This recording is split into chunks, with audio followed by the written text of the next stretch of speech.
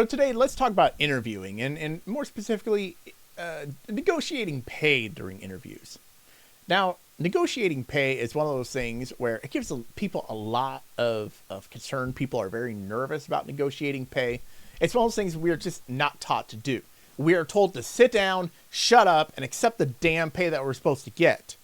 And for the most part, that's kind of how corporations are being run right now. And especially right now with the concern of not being able to find a job, the last thing we want to do is for somebody to say, yeah, we would have hired you, but you wanted 50 cents more an hour, so we just couldn't do that. So, okay, just to start about interviewing, interviewers, no matter who you're talking to, your situation is always going to be different. No two interviewers are going to be exactly the same. Now, some will attempt to be the same. Some will attempt to have standards and have rules for interviewing, and you must do these sorts of things. And then there's some of us where we more freestyle it because, like in my case, I want to know who the person is, not whether they can answer the interview questions well or not. But more often than not, especially when you're dealing with HR people and that sort of thing, they are all about procedures. They're all about standards, that sort of thing. They want no subjectivity.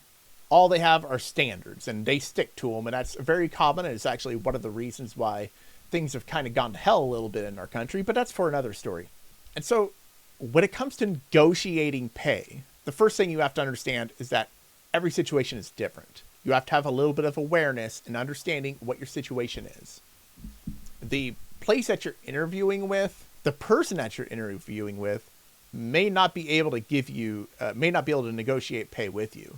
And so that's the first thing you have to understand.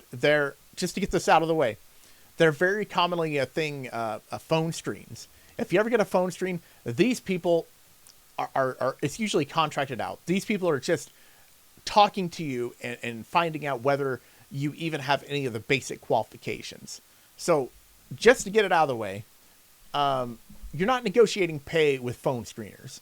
The next thing that we have to do when we're going to consider if we're going to negotiate a pay is we have to decide, is the type of position that I'm applying for, that I'm interviewing with, is this a type of company, type of position that I could negotiate the pay with?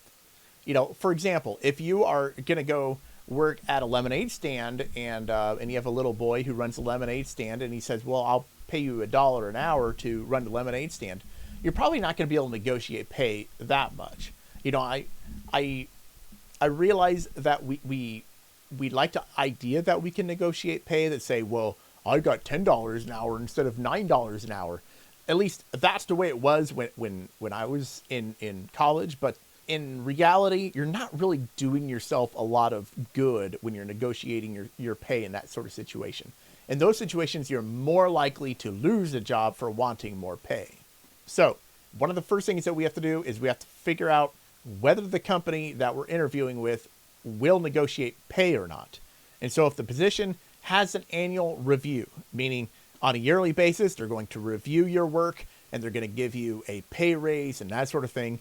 If that's a thing with the position that you're interviewing for, there's a good chance you can probably negotiate the pay.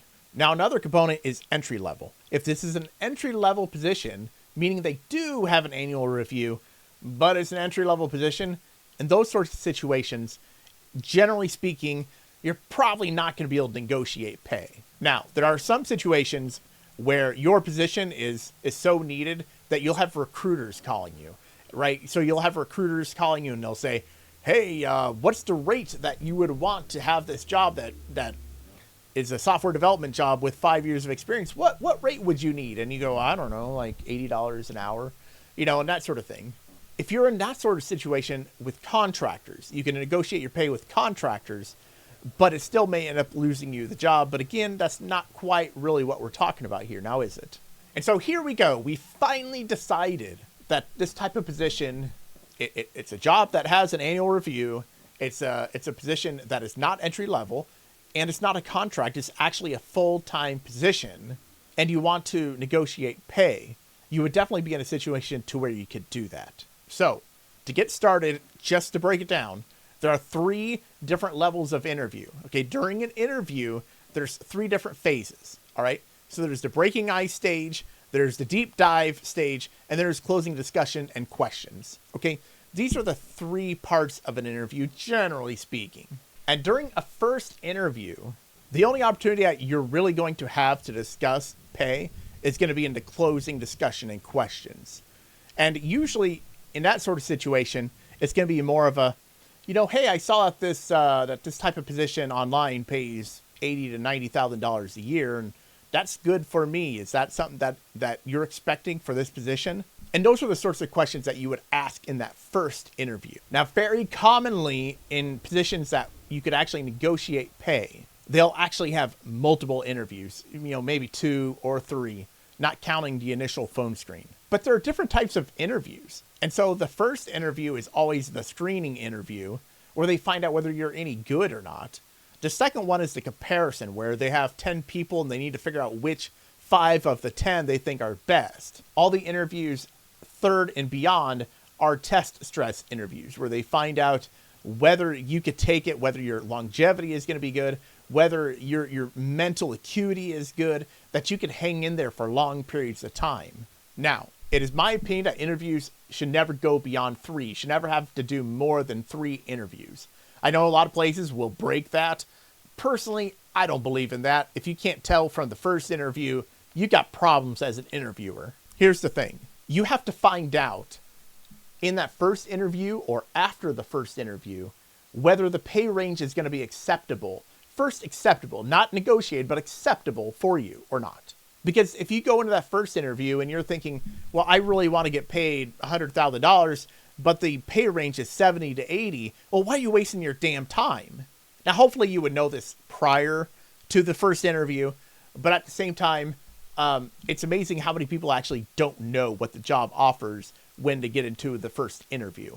And so the last thing you should really be doing is taking all the time to go through the second, third, fourth, fifth, sixth interview, only to find out that they don't pay enough. So always make sure you know what the pay is going into the first or after the first interview. All right, so you've gone through the first interview and you have an idea of what the pay range is and you're okay with it.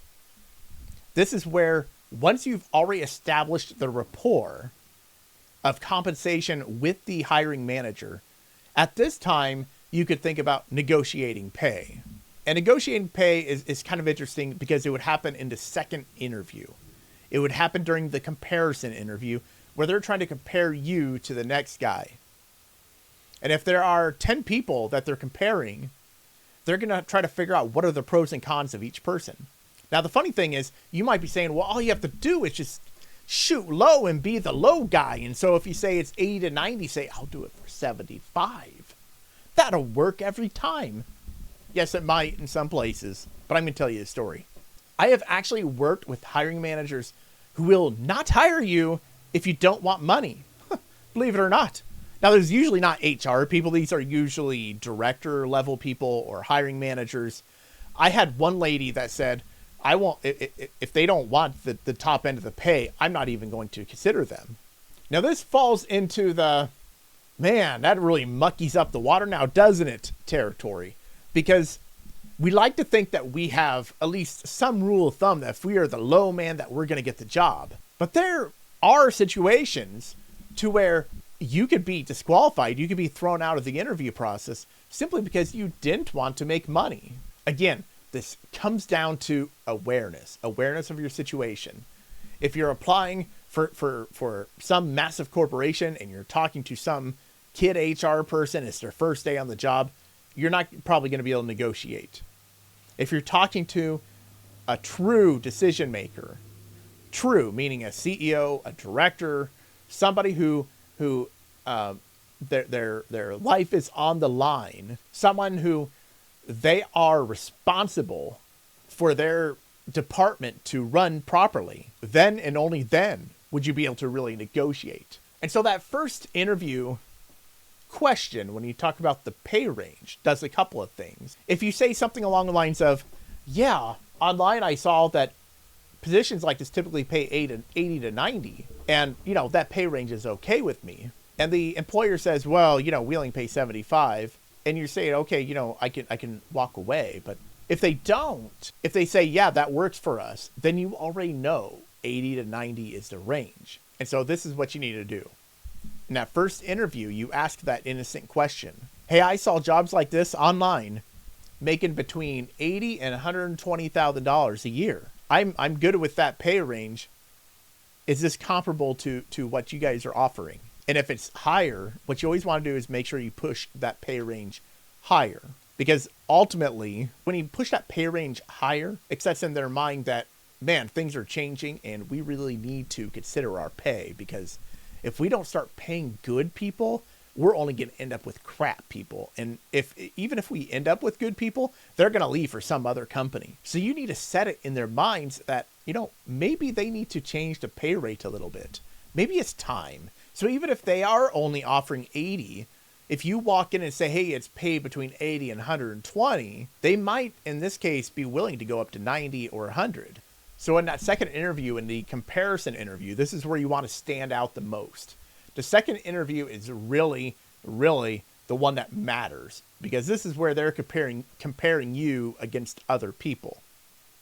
So this is where you want to be very clear about what your background is, how you would contribute, how you would help them, what your expectations are as an employee, and how much you want to get compensated. Because if they don't know the answers by the end of that second interview, you're gone.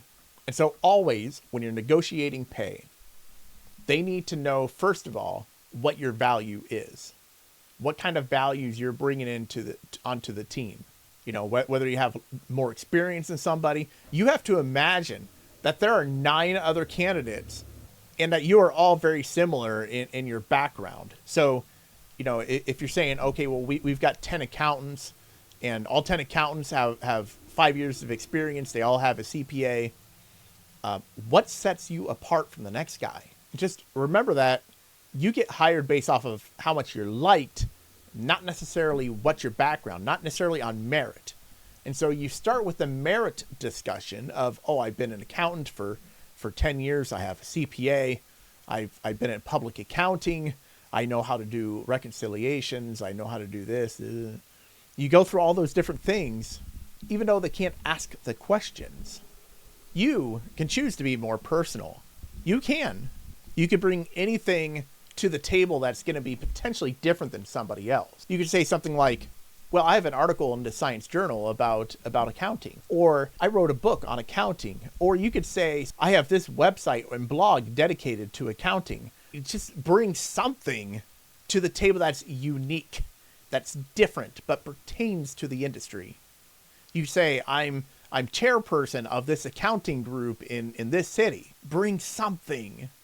They may not ever ask, but they may not ever know to ask. And so the second interview is when you must show your value. You must show what you are bringing to the table. The first interview was all about the merit and the background. The second interview is all about you and your contributions. So in the third phase of the second interview, remember there are 3 phases of the interview: the icebreaker, the deep dive, the closing questions, right? This is where you start asking the question. Based off my experience, this is the compensation I'm looking for. And you set that number firm. You say, this is the number I need for what I'm doing. I'm bringing you this. I have this experience. This is what I want. But then it really comes down to, is the employer looking for somebody good or somebody cheap? That's it for interview questions. I'm SB Graham. This is Job Furno.